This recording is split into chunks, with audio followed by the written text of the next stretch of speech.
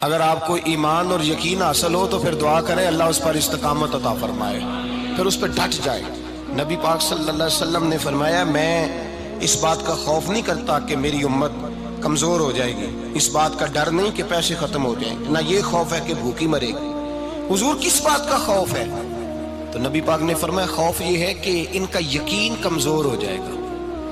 یاد رکھیں اگر اعتبار نہ ہو تو گھر نہیں چلتا، تو اگر اللہ رسول پر یقین کامل نہ ہو تو پھر بندہ مسجد نہیں آ سکتا، پھر اس کا دین نہیں چلتا، پھر اس کے لیے مشکل ہے نماز، پھر اس کے لیے مشکل ہے راہ خدا میں خرچ کرنا۔ میرے نبی پاک نے فرمایا یوں نہ کہا کر کہ یا اللہ چاہے تو دے چاہے تو نہ دے، جب مالک سے مانگ تو کہا کر یا اللہ تجھی سے مانگنا ہے، میں لے کے اٹھوں گا، تو مجھے دے گا۔ فرمایا جتنا تیرا یقین کامل ہوگا اتنا ہی اللہ تجھے جھولی بھر کے عطا فرمائے گا۔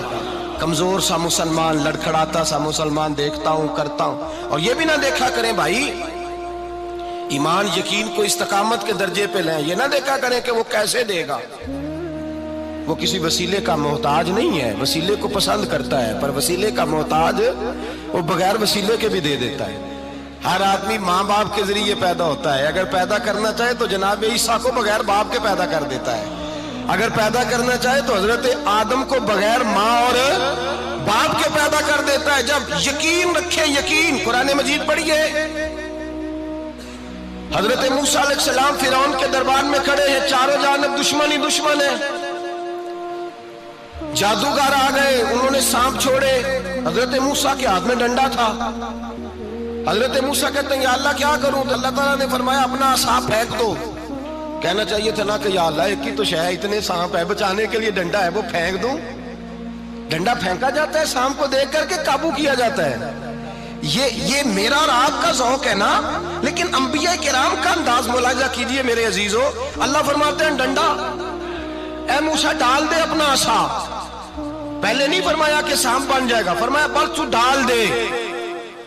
میں اور آپ ہوتے ہیں تو سامنے ہے، ڈنڈا ہاتھ میں ہے، ہم کہیں گے عجیب بات ہے، یہی تو دفاع کی چیز ہے، اسی کو ڈال دوں تو بچوں گا کیسے؟ کہا ڈال دو، تو حضرت موسیٰ نے ڈال دیا، کہا میرے رب کا حکم ہے تو میرے لیے بہتر ہی ہوگا۔ اللہ فرماتے ہیں جب موسیٰ نے ڈالا تو میں نے اس ڈنڈے کو، اس عصا کو اژدہا بنا دیا۔ اب کبھی عصا بھی اژدہا بنے، کبھی چھڑی بھی بہت بڑا اژدہا بنی ہے، لیکن قرآن کہتا ہے جناب موسیٰ نے ڈالا تو اللہ نے اژدہا، بلکہ اس سے پیچھے چلیے، عورتیں کمزور یقین کی ہوتی ہیں نا۔ جناب موسیٰ پیدا ہوئے تو اللہ فرماتے ہیں میں نے موسیٰ کی ماں کے دل میں بات ڈالی، ماں کے دل میں صندوق میں ڈال کے تو اس کو دریا میں بہا دے۔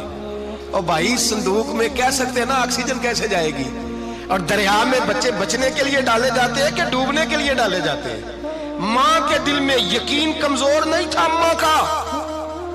انبیاء کے ماں باپ موحد ہوتے ہیں، دین کو ماننے والے، ماں کے دل میں اللہ نے بات، اللہ قرآن میں کہتے میں نے وحی کی، میں نے القاء کیا، میں نے بات ڈالی۔ حضرت موسیٰ کی ماں کہتی ہے میں نے ڈال کے نا سمندر میں بیٹا، میں نے سمندر میں بیٹا ڈال کے صندوق میں بند کر کے رب کے حوالے کیا۔ آپ فرماتے ہیں میرے مالک کا بھروسہ کیا تو پھر میرے مالک کا کام دیکھو، کمال دیکھو، میں نے دریا میں ڈالا، اللہ نے فرعون کے گھر میں میرے بیٹے کی پرورش کرا دی۔ یہ یقین کہ حضرت موسیٰ کے پاس قوم آئی، قرآن پڑھیے، کہا جناب پانی چاہیے، وَإِذِ اسْتَسْقَىٰ مُوسَىٰ لِقَوْمِهِ، موسیٰ نے اپنی قوم کے لیے پانی مانگا، ہم نے کہا فَانْفَجَرَتْ مِنْهُ اثْنَتَا عَشَرَةَ عَيْنًا، اپنا ڈنڈا پتھر پہ مارو۔ عقل والا آدمی ہوتا تو اڑ جاتا، کہتا یا اللہ پتھروں سے بھی کبھی پانی نکلا ہے؟ اضرب بعصاک الحجر، مارو پتھر پہ ڈنڈا۔ اللہ کے نبی نے منٹ نہیں لگایا، ٹھا کر کے ڈنڈا لگایا، فَانْفَجَرَتْ مِنْهُ اثْنَتَا عَشَرَةَ عَيْنًا۔ اللہ فرماتے ہیں جناب موسیٰ نے ایک عصا مارا، میں نے 12 چشمے جاری کر دیے۔ تو لے تو اللہ کرتا ہے، اللہ کہتا ہے پڑھ نماز روزی دوں گا، کہتا ہے سوچتا ہوں۔ اللہ فرماتا ہے آجا مسجد میں تیرا ہو جاؤں گا، کہتا ہے دیکھتا ہوں۔ رب فرماتا ہے تو میرے محبوب کی غلامی کر، میں تجھے محبوب بنا لوں گا۔ تو کہتا ہے تھوڑا بڑا ہو کے داڑھی رکھنی ہے، ابھی سیانا ہو کے میں ذرا سرٹیفکیٹ لے لوں اسرائیل سے کہ کتنے سالوں کے بعد آئیں گے، پھر شروع کروں گا۔ پروگرام بنا رہا ہے، ابھی تو ارادے میں ہے۔ اللہ کے پیغمبر کا ڈنڈا، اور اس سے زیادہ آگے بات ہو گئی، پیچھے فوج لگی ہوئی ہے فرعون کی، مجمع ہے، ہزاروں لاکھوں کا لشکر لے کے، تلواریں نیزے، فرعون پیچھے، آگے دریا آ گیا۔ حضرت موسیٰ علیہ السلام کھڑے ہیں، اب کدھر جائیں؟ اللہ پاک نے فرمایا مارو ڈنڈا۔ کہاں؟ پانی پہ ڈنڈا مارو۔ اب حضرت موسیٰ علیہ السلام پانی پہ ڈنڈا مارے تو پانی ابھرے گا، اس سے زیادہ کیا ہوگا؟ پہلے پتھر پہ ڈنڈا مروایا تو پانی نکلا، اب پانی پہ ڈنڈا مروایا فَإِذْ فَرَقْنَا بِكُمُ الْبَحْرَ فَأَنْجَيْنَاكُمْ وَأَغْرَقْنَا آلَ فِرْعَوْنَ۔ اللہ فرماتے ہیں موسیٰ نے پانی پہ ڈنڈا مارا تو میں نے پانی میں رستے بنا دیے۔ ایک جگہ ڈنڈا مارا تو پانی نکل آیا، دوسری جگہ عصا مارا تو پانی خشک ہو گیا، 12 چشمے بن گئے، 12 رستے بن گئے دریا میں سے۔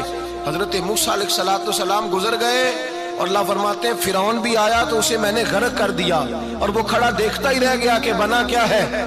جب یقین کامل نصیب ہوتا ہے، اعتماد کی دولت اللہ دیتا ہے، جب انسان کو یہ انشراح صدر ہو جاتا ہے کہ میری نجات خدا کے حکم میں ہے اور رسول اللہ کے قدموں میں ہے، جب اسے یہ انشراح حاصل ہوتا ہے تو پھر نماز کا لطف آتا ہے۔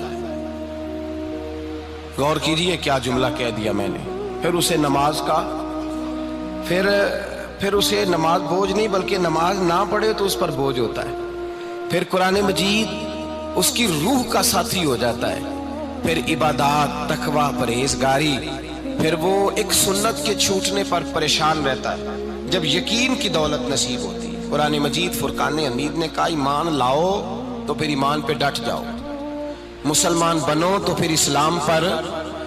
پھر یہ جو کمزوری ہے نا، یہ دیکھتے ہیں، کرتے ہیں، چلتے ہیں، ابھی کل ابھی پرسوں بہانے ہیلے، ابھی میں نماز شروع کرتا ہوں دیکھتا ہوں لا الہ الا اللہ محمد الرسول اللہ صلی اللہ علیہ۔ جب کسی نے کلمہ پڑھا تو اس پر پورا دین ضروری ہے، پورا۔ اب وہ یہ نہیں کہہ سکتا کہ تھوڑا تھوڑا کر کے آؤں گا۔ یقین کی دولت نعمت ہے۔ اللہ پاک قرآن مجید میں فرماتے ہیں ان الذین قالوا ربنا اللہ ثم استقاموا، جنہوں نے کہا کہ اللہ ہمارا رب ہے اور پھر وہ اس پر ڈٹ گئے، پھر اس پر وہ کہا تو ڈٹ گئے، کھڑے ہو گئے، نہیں اللہ ہی رب ہے، اللہ ہی دینے والا، اللہ ہی مالک، اللہ ہی ہمارا رازق ہے، رب ہی ہمارا سب کچھ۔ جب ڈٹ گئے تو فرمایا تتنزل علیہم الملائکہ، پھر میں ان کی مدد کے لیے آسمان سے فرشتوں کا نزول فرمایا کرتا ہوں۔ فرشتے کیا کہتے ہیں؟ اللہ تخافوا ولا تحزنوا، غم نہ کرنا، خوف نہ کھانا، وابشروا بالجنۃ التی کنتم توعدون، ہم تو تمہیں اللہ تبارک و تعالیٰ کی اس جنت کی خوشخبری دینے آئے ہیں جس کا رب نے تمہارے ساتھ وعدہ کیا ہوا ہے۔ پھر فرشتوں کا نزول ہوتا ہے، لیکن شرط کیا ہے کہ ایمان لائے، اور پھر ایمان پر پھر یہ نہ سوچے کہ وہ کس طرح دے گا، وہ کیسے عطا کرے گا، وہ میری مدد کس طرح کرے گا، نظام کیسے چلے۔ ڈٹ جائے کہے میرے اللہ کا حکم ہے تو میں نے حلال ہی کھانا ہے، میرے رب کا حکم ہے تو میں نے تھوڑے پہ گزارا کرنا ہے، میرے مالک کا حکم ہے تو میں نے اپنی جیب دیکھنی یا دوسرے کی نہیں دیکھنی، میرے رب کا حکم ہے تو میں نے اس کی اطاعت میں رہنا۔ جب ڈٹ جائے گا اللہ کے احکامات پر، جب ڈٹ جائے گا تو اللہ فرماتا ہے پھر میں تیری مدد کے لیے فرشتوں کا نزول کروں گا۔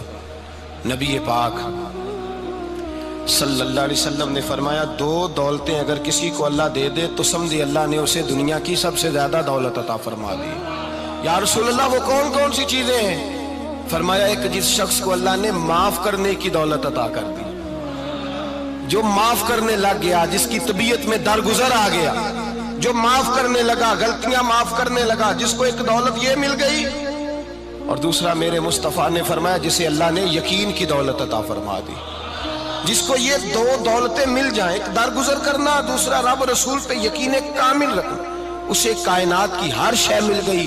میرے نبی پاک نے فرمایا جب بھی دعا مانگو خدا سے یہ 2 نعمتیں مانگا کرو، عرض کیا کرو اے اللہ درگزر کی دولت عطا فرما، اے اللہ تو ہمیں یقین کی دولت عطا فرما، ایمان کی قوت اور پختگی نصیب فرما۔ میرے بھائی حضور نے فرمایا مانگ کے لو۔ کمزور ایمان والا شخص کسی کام کا نہیں ہوتا۔ جس آدمی کے ذہن میں شک کا بیج ایک دفعہ جنم لیتا ہے وہ آدمی تو غلام سے بدتر ہے۔ بے کیف سجدہ، روٹھی روٹھی سی عبادت، اس کی زندگی کیفیات سے خالی ہے۔ جس شخص کو پتہ چل جائے نا لوگ میرے مخالف ہیں، اس کا تو سجن رہتا ہی کوئی نہیں۔